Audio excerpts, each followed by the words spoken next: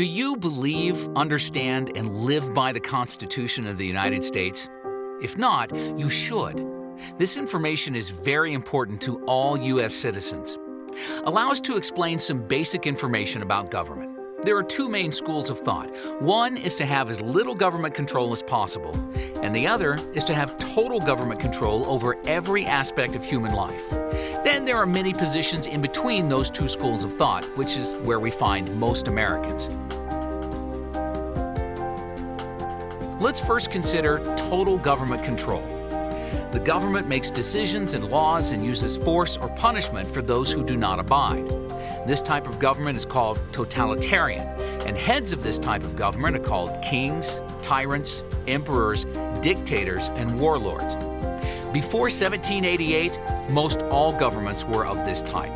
There were some modified versions of totalitarian government, such as in England, where they had a parliament that enabled some input from a group called lords and some representation for the common people.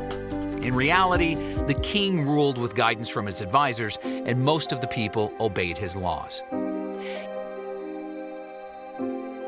In 1788, 7 years after the Revolutionary War, the Constitution of the United States was approved and accepted by the sovereign states and became the law of our country. Our Constitution was very different from any government in the world because it was based on having very little government. The federal government was then charged with the responsibility to protect the people's unalienable rights, given from our Creator, along with 17 other specific tasks outlined in the Constitution. The people of the United States were not only free and well organized, they were also protected from their own government through the Constitution. By 1905, 117 years later, the United States had become the most prosperous nation in the world. What does this tell us? When people are free from totalitarian government, they're happier, personally successful, prosperous, and have a greater standard of living through advances in technology, science, medicine, and arts. The people's responsibility under our Constitution is to be law-abiding, to elect good, honest people with wisdom, intelligence, and experience in many diverse fields. People with a great appreciation and understanding of the principles used to formulate our United States Constitution.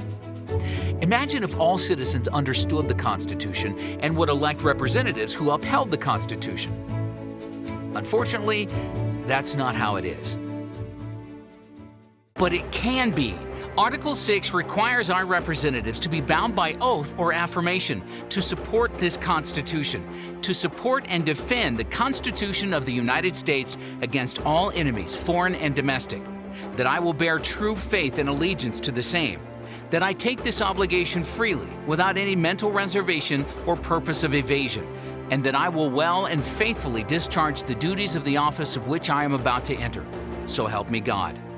Therefore, the laws passed are required to be constitutional. But are they? Here's a simple rule to follow. Any law passed which allows our government to do something that you as an individual don't have the right to do, that law is unconstitutional. The only rights you can delegate to your representatives are the unalienable rights you have, not the rights you don't have. You don't have the right to take possessions from one group of people and give them to another. That is stealing. It is wrong to knowingly seek to get your representatives to pass laws that are unconstitutional. That action promotes a totalitarian government. We are better than this, and we can do better. You can make needed changes by voting for candidates that pledge to repeal unconstitutional laws at all levels of government. When our representatives keep and honor their oath to vote constitutionally, we are much better off, because freedom works.